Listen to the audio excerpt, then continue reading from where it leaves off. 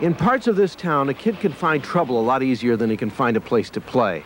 If he or she is lucky, the school's got a patch of cement called a playground. But at PS 23 in the Bronx, the kids are real lucky. Not only do they have a brand new school, they've got a brand new playground.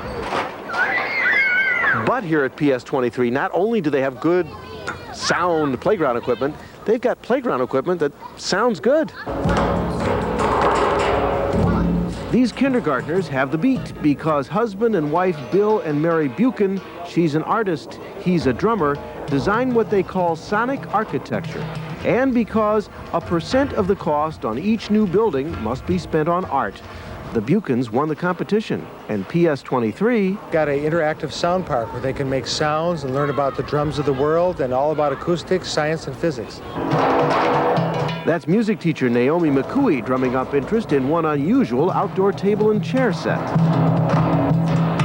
This is a great big drum that 5 children can play at once, sort of a communal drum. And the idea for it came from Chinese drums we had studied. We're going to work with the sound, so let's clap our hands once. Do it again. Wow, hear that echo? That's great. Now say your name.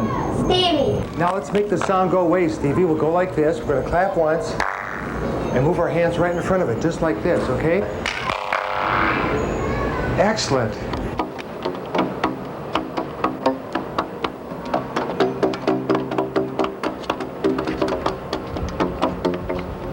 So, Maury, what we're hearing is the sounds being picked up through these large dishes like antennas. We're hearing the sounds of the whole Bronx.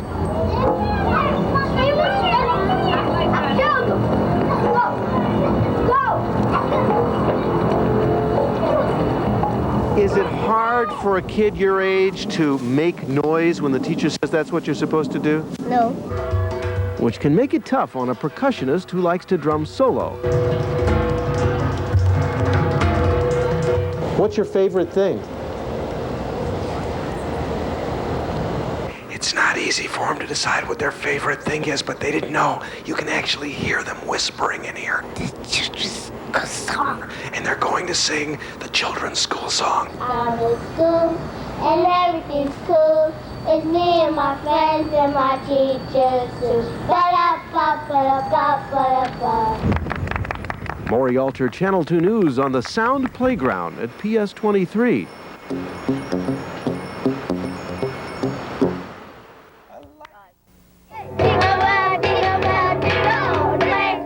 African drums, Chinese drums, Burmese wind chimes.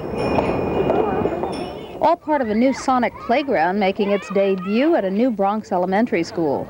Everything in this playground was designed by artists Bill and Mary Buchen with acoustics in mind. Now stretch your arms out as far as they'll go and give me the loudest hand clap you can. It's called a parabolic bench, these 2 concave dishes where children can experiment with sounds.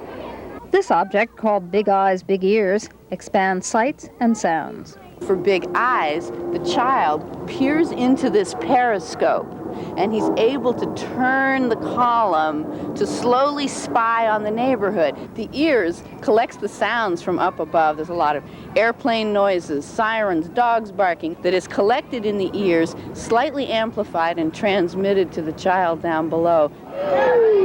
It certainly is focused play. It enables children again to heighten their auditory as well as their visual sense. Echo me, echo me. A buried storm drain echoes sounds.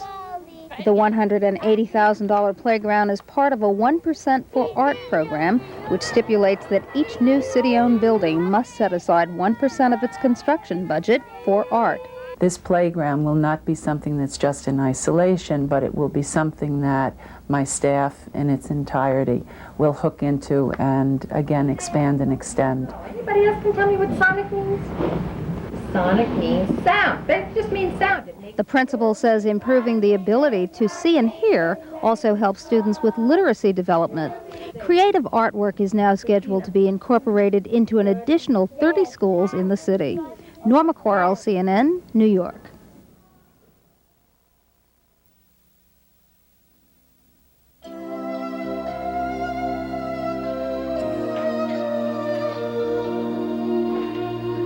Remember the days of the old school room?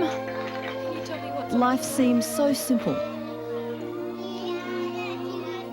But learning about life at this influential age is also important. The skills these students learn at their school desks will help determine their future. There's no doubt the 3 R's are as vital as ever. But every now and then, these kids from the Bronx get to abandon their building blocks, pencils and books for a futuristic classroom without walls. This is a learning centre of a different kind. It's a sonic playground, an interactive classroom of sorts where students learn about the science of sound and the beauty of sculpture.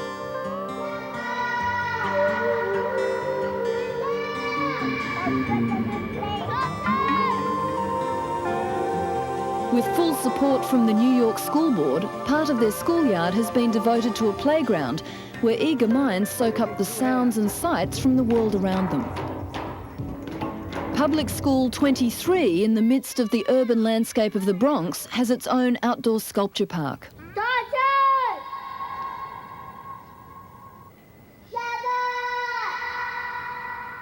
The echo chamber lets the children really throw their voices around while they learn about sound reflection. Underneath the asphalt is a huge cavern that sends voices ricocheting. Yell Jackie right in there. Go Jackie. Don't feel like it today? Try it. This And way. while not all the students get the idea at first, they all eventually see the fun in being allowed to scream. For young minds, this sort of play provides an introduction to sound waves and how they can be manipulated. These stainless steel discs on either side of me are designed to bounce the sound back to a central point. To demonstrate that most effectively, I can clap right on that mark. What I'm doing is I'm setting up an acoustic loop, and the reverberation in here sounds fantastic. To stop the sound, I can just step in and block the sound waves with my body.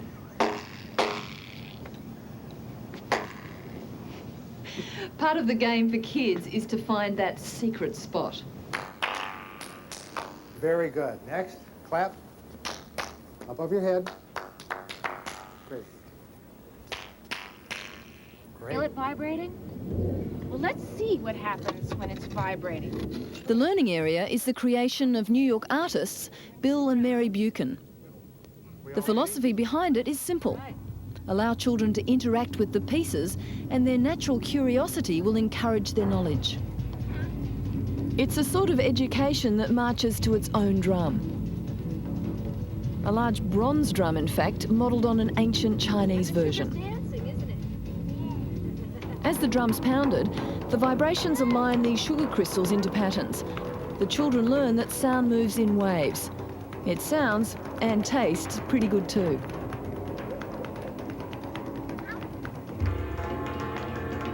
The Buchens believe interactive education is vital. If they had their way, every school would boast a sonic playground, and many parks and public areas would feature futuristic sculptures. For me, making art and learning about science and life is a process that continues through your life. It's not something you just learn in school and leave. And by making public art and having people relate to it and understand it and interact with it, you're continuing the process of learning and of life as you go on the path. This periscope is designed to show children what they would see and hear if their eyes and ears could reach high into the sky. I found Caroline. Big Eyes, Big Ears gives a 5-year-old child a new perspective on their surroundings. Instead of always looking up, they now have the point of view of a giant. The paths these children will take are still being determined. The Buchens aren't hoping for a whole lot of little scientists, just children with a healthy appreciation for how and why things work.